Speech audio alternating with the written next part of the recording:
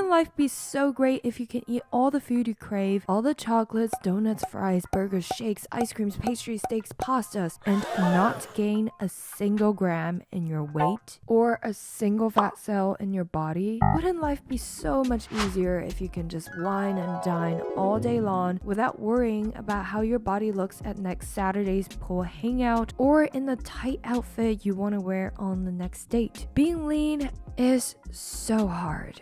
Or is it? Oh, you look thin. Thank you. Ozempic? Yep. I look freaking amazing.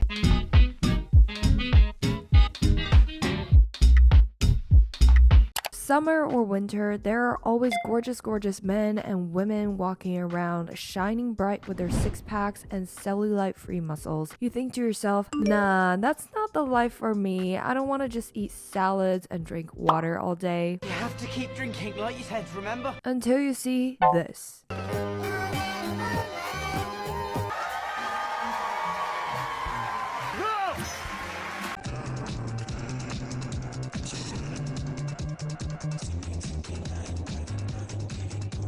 Life is not fair, or is it? Why can some people seem to have a superhuman metabolism while you gain weight by eating kale?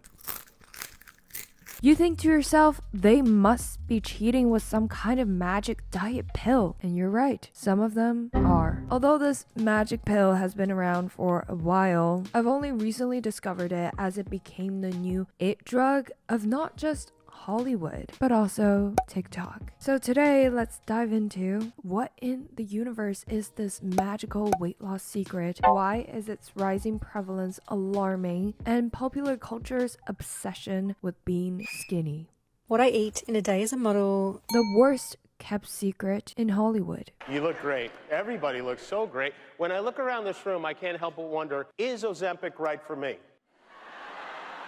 That's when you know a joke hits a little too close to home. Not sure how it happened, but over the last few months, a drug called Ozempic has been exploding on the internet. Everyone from Elon Musk to Chelsea Handler were talking about taking versions of the drug. My doctor just hands it out to anybody, right? I didn't even know I was on it. I injected myself with it. I went to lunch with like a girlfriend a few days later, and she's like, I'm not really eating anything. I'm so nauseous. I'm on Ozempic. I'm nauseous too. And then I'm like, but I'm not on Ozempic. And she's like, are you sure? And I'm like, well, what is it? I go, I'm on semaglutide. So what the hell is this mysterious Ozempic? Semaglutide, so under the brand name Ozempic, Wegovy, and Rybelsus, developed by Novo Nordisk in 2012, is actually an anti-diabetic medication for the treatment of type 2 diabetes. It is intended to help improve blood sugar levels in adults with type 2 diabetes and for managing the risk of cardiovascular disease. Notice how I didn't say anything related to weight loss? So how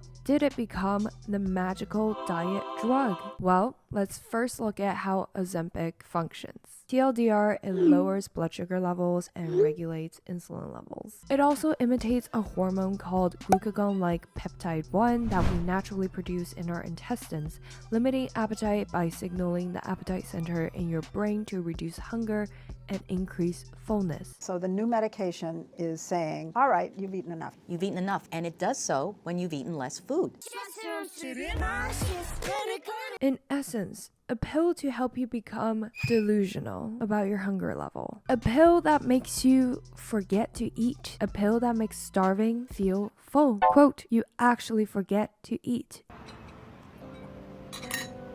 We have Almond Moms, and we have the approval by the FDA of once-weekly injectable weight loss medications for teens. It's gonna be Ozempic and its similar drug, Wegovy, are weekly shots you give yourself that cause the body to produce insulin to lower blood sugar, slow down digestion, and make yourself feel full. Quote, you are not hungry, says an ex-stroke patient. Like, I actually have to set timers to make sure that I do eat because otherwise you actually forget to eat. You don't need a PhD to know this. But if you don't eat, you basically die. Our cells aren't just made out of thin air. Yet Hollywood and now the whole internet is crazy over using this drug meant for diabetes to lose weight. And yes, you guessed it, something as problematic as this will not be missed by our culture hub, TikTok. Hashtag my Ozempic journey showcased eye-opening transformations, and hashtag Ozempic has over 1.7 billion views.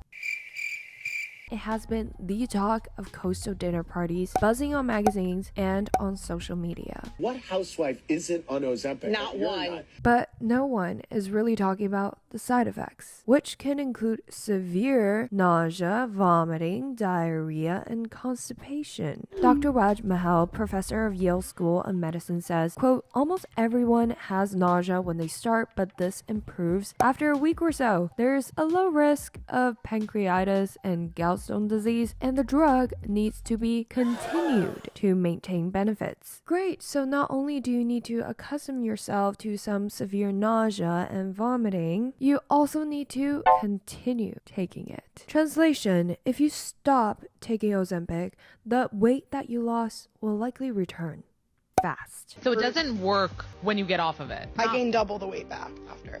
People who stop using Ozempic gain back on average a full 2/3 of the weight they had just lost on the drug within 1 year, reported by the Wall Street Journal. Meaning if you get good results, you could be on that drug however often your doctor prescribes it to you for the rest of your life. Let's also not forget that the longest studies done on these injections were conducted over less than 2 years. A lot of questions are unanswered. Dr. Lee, chief clinical nutrition at the David Geffen School of Medicine at UCLA, added that the maximum weight loss exhibited in most patients is 15% of body mass. Yep, 15% for all the crappy side effects and potential long-term damages. The truth hurts, and all the creative people in Hollywood and TikTok would hate to hear this. For lasting results for weight loss, it still comes down to lifestyle, activity, eating right, and stress management. But a larger question still remains. Why are we so obsessed with being skinny right now? Skinny has a price tag. Even the Kardashians, known for their curves, are slimming down in all areas of their bodies. What is this new obsession with sizing down? The most obvious place is in the fashion industry. The runways are returning to their regular restricted diet of skinny models. Industry reports show that 28% fewer models above an Australian size 8 appeared at recent fashion weeks in New York, London, Milan, and Paris than the previous season, leading some fashion insiders to dub it the Ozempic runway. Quote, why aren't we supporting and encouraging designers to broaden their design sizes? Says Sydney designer Bajini. Quote, when they are designing, they should stop and think of someone who is a bit curvy or a bit shorter. But it's not that easy. In the past 12 months, resistance has been coming from the Y2K chokehold that emphasizes thinner bodies. On TikTok, the popularity of searches such as heroin chic body has led to further evidence that thin is in. And of course,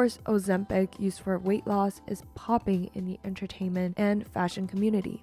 Skinny is back in style, but has it ever been out? I wasn't going to come to a reunion looking any bigger than anyone else. I understand that being obese is not healthy, and I personally feel my most optimal and my most energized when I am lean through my intentional lifestyle choices. But resorting to drugs and lying to your body into thinking that you don't need to eat is against all things healthy, and being lean should be the byproduct of being healthy. The more problematic aspect of Ozempic going viral on social media is A, its impact on impressionable young viewers who think a thin Y2K body is the only body that's acceptable and that it can easily be achieved with the help of a drug instead of being active and eating right or eating at all. B, the rise in demand for the drug to use for weight loss is making it hard to access for those actually in need of the drug, the diabetic patients. According to Bloomberg, in the US, Ozempic and similar drugs cost upwards of $10,000 a year, and for those who need it, this is a lifelong expense not covered by insurance. Patients used to be able to get the dose of the drug at $25 a month, now face the price spike to over $1,600 per month. Private and public insurers aren't convinced they are worth covering. Why? Because instead of being a diabetic drug, it is now seen as a weight loss drug.